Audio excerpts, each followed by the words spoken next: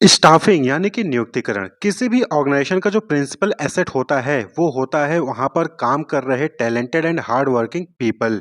वही जो है प्रिंसिपल एसेट होता है किसी भी ऑर्गेनाइजेशन का। और ये फाउंडेशन होता है ऑर्गेनाइजेशन का। ऑर्गेनाइजेशन अच्छा परफॉर्म करेगी कि नहीं करेगी वो इस पर डिपेंड करता है कि वहाँ पर किस टाइप के पीपल हैं, किस टाइप के एम्प्लॉयज़ वहाँ पर वर्क कर रहे हैं।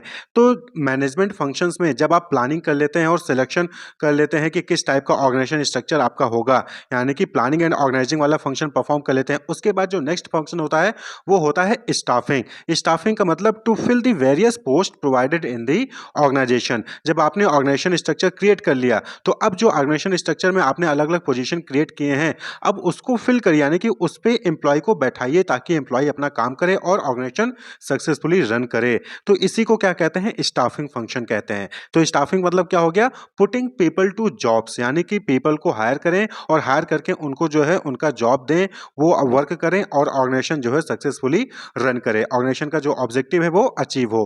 तो स्टाफिंग में क्या हो रहा है, स्टाफिंग में आप जो है एम्प्लॉय को हायर करके उनको जो है जॉब पे प्लेस करते हैं और उनसे काम करवाते हैं और उनको बदले में कंपनसेशन भी देते हैं और ऑर्गेनाइजेशन का जो ऑब्जेक्टिव वो अचीव होता है। क्लियर? तो in other words, staffing is that part of the process of management which is concerned with obtaining, utilizing and maintaining a satisfactory and satisfied workforce। तो स्टाफिंग यानी कि नियुक्तिकरण, यानी कि स्टाफिंग का मेन मोटिव क्या होता है कि जो भी आपके ऑर्गेनाइजेशन में जो जॉब है, जो वैकेंसीज हैं, एम्प्लॉय को रिक्रूट करना, उनको सिलेक्ट करना, उनकी परफॉर्मेंस अप्रेजल करना, उनको कंपनसेट करना, ये स्टाफिंग कहलाता है। Staffing has been described as the managerial function of filling and keeping filled the positions in the organisation structure. तो कूज्ड विरिच इन्होंने जो है इस डिफरेंशियल को दिया। उन्होंने क्या कहा कि स्टाफिंग का मतलब होता है कि ऑर्गेनाइजेशन स्ट्रक्चर में जो भी डिफरेंट पोजीशंस हैं, उन पोजीशंस के लिए एम्प्लॉय को हायर करना और उस पोजीशन को कंटिन्यूअसली फिल करके रखना है। ऐसा नहीं कि आपके यहाँ पर एक जो है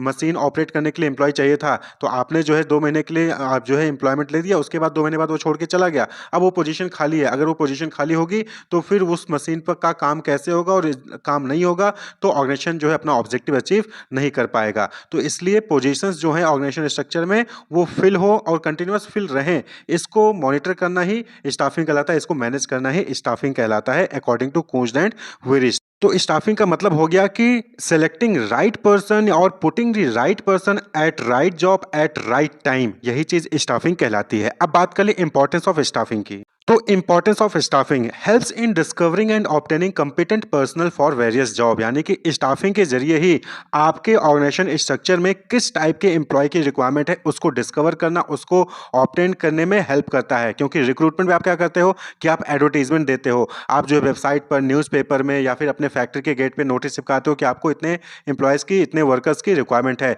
तो फिर लोग उसको देखते हैं और अप्लाई करते हैं और आपके पास डेटा आ जाता है डिफरेंट जो है लोगों का, जिसमें से आप बेस्ट एम्प्लॉय को, बेस्ट जो पर्सन होता है उसको सिलेक्ट कर लेते हो।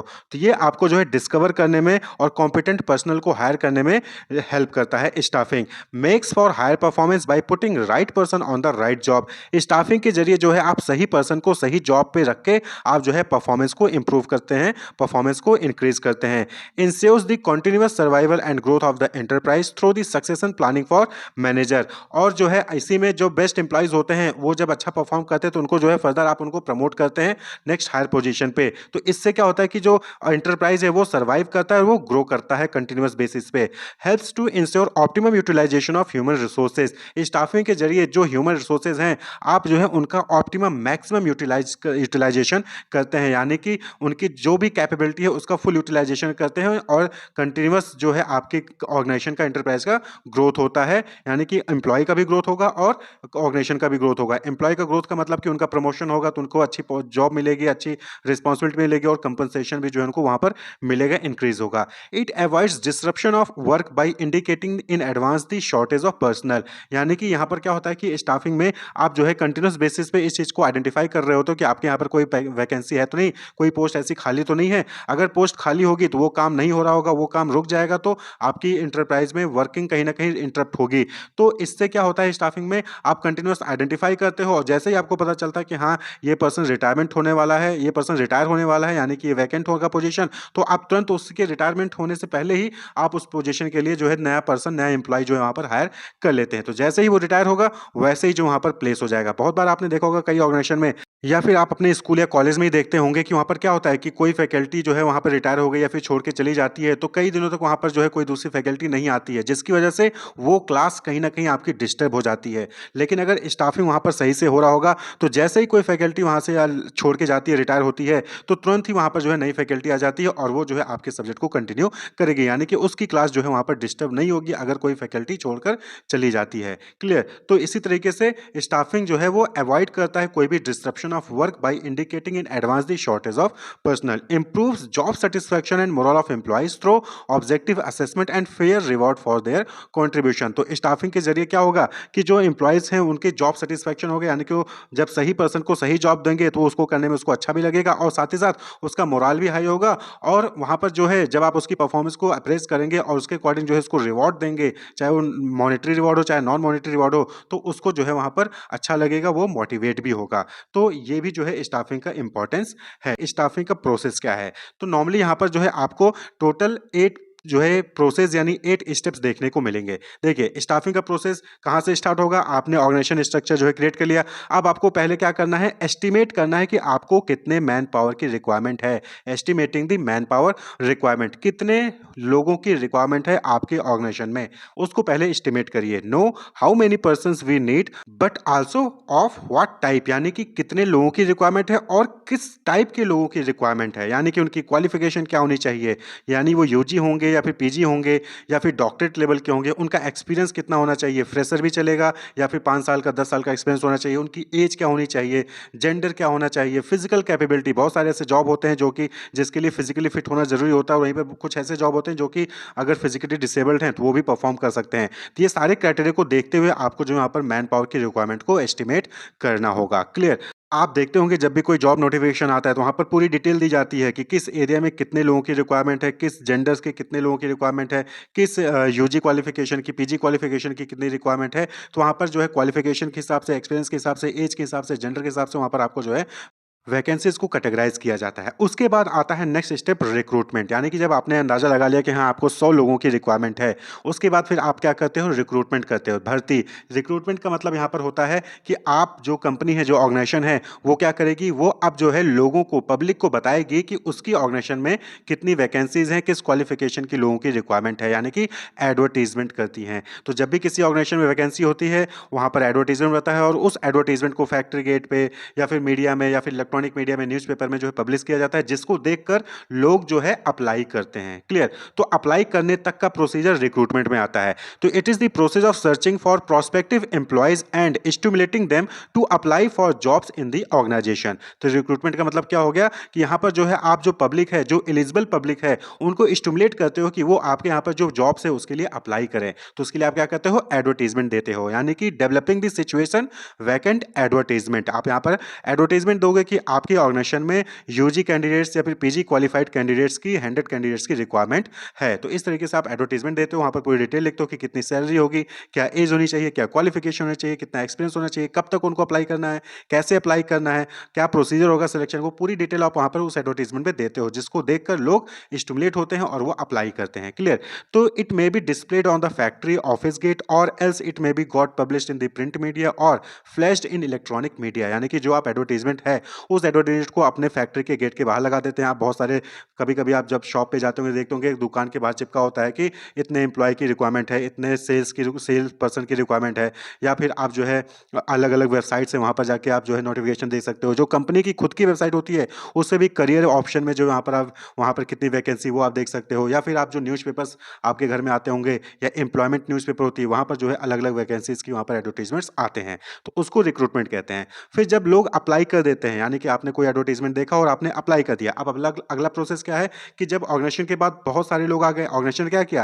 पहले मैन पावर की रिक्वायरमेंट कितनी है उसको आइडेंटिफाई कर लिया, उसके बाद उन्होंने एडवर्टाइजमेंट दिखा दिया, एडवर्टाइजमेंट जो है अलग-अलग न्यूज़पेपर में छाप दिया, उसके बाद एडवर्टाइजमेंट को देख के बहुत सारे पब्लिक ने अप्लाई कर दिया। अब अप्लाई करने के बाद क्या होगा कि जो ऑर्गेनाइजेशन है उनके पास बहुत सारा डेटाबेस तैयार हो जाएगा, बहुत सारे एम्प्लॉय पब्लिक का डेटाबेस तैयार हो जाएगा, जो प्रोस्पेक्टिव कैंडिडेट हो सकते हैं उस जॉब के लिए, उनका डेटा तैयार हो जाएगा। अब आपको चाहिए 100 कैंडिडेट्स, लेकिन आपने आपने जो है आपके पास एडवर्टाइजमेंट को देख के 2000 एप्लीकेशंस फॉर्म वहाँ पर आ गए हैं। सपोज करते हैं कि 2000 एप्लीकेशन फॉर्म आ गए और उसमें से अब आपको चाहिए थे 100 ही, आपके यहाँ पर 100 ही वैकेंट पोजीशन है। तो अब आप क्या करोगे, सिलेक्शन करोगे यानी कि चयन करोगे।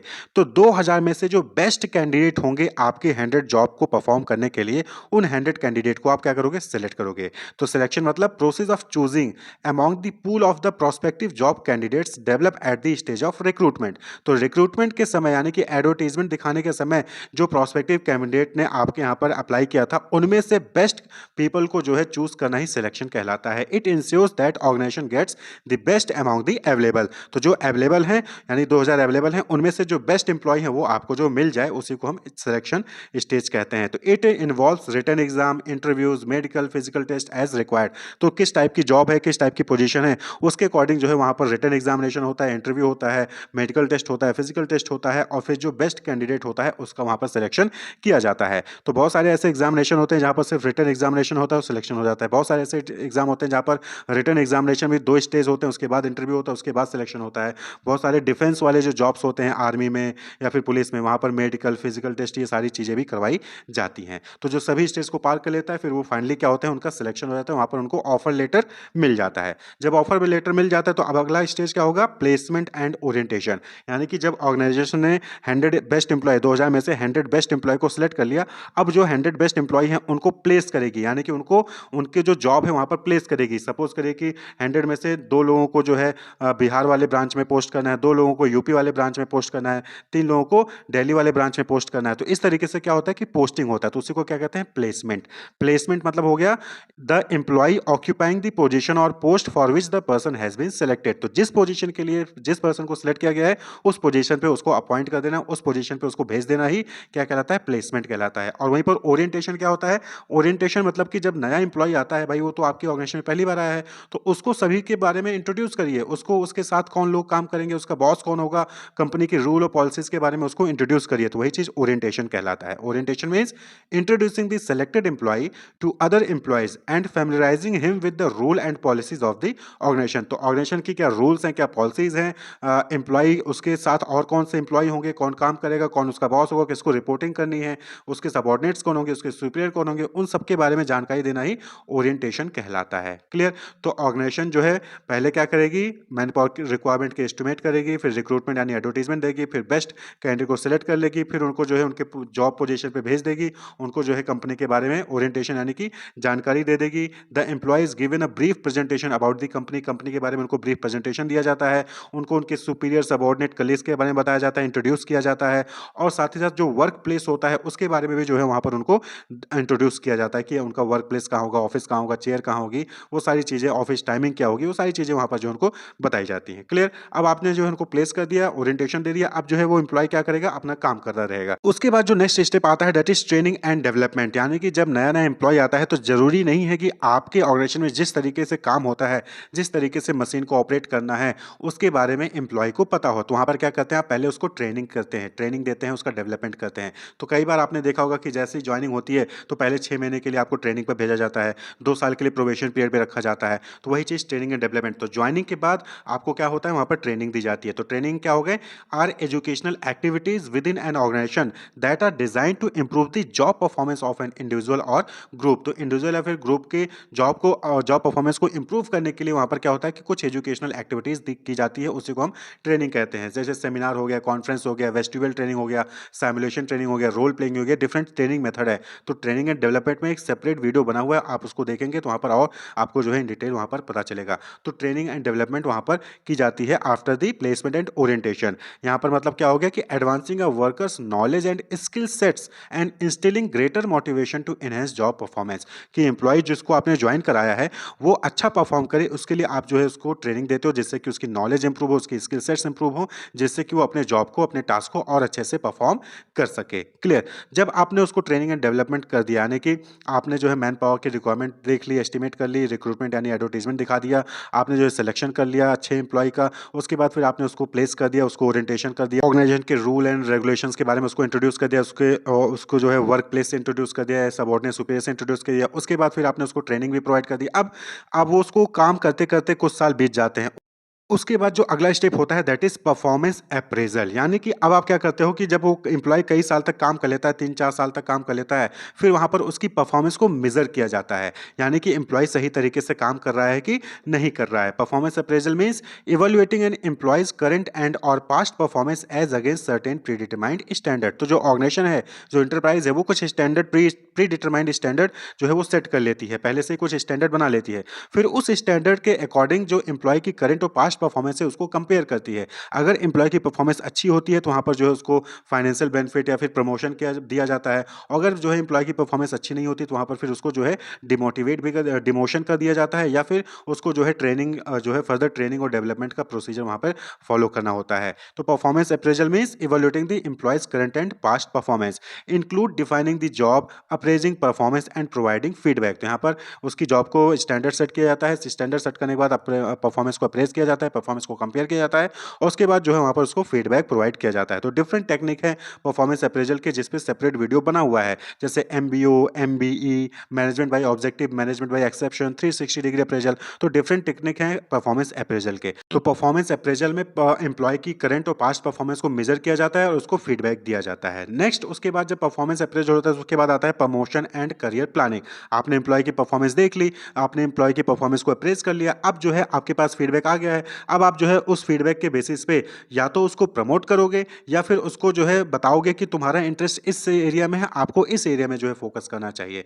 तो promotion refers to being placed in position of increased responsibility means more pay, responsibility and job satisfaction. Promotion का मतलब क्या हो गया कि अभी तक आप जो है जिस पोजीशन पे थे उससे ऊपर वाले पोजीशन पे अब आपको जो है भेज दिया जाएगा, जहां पर आपको ज्यादा सैलरी मिलेगी, ज्यादा रिस्पांसिबिलिटीज भी होंगी और ज्यादा आपको जॉब सेटिस्फैक्शन भी मिलेगा।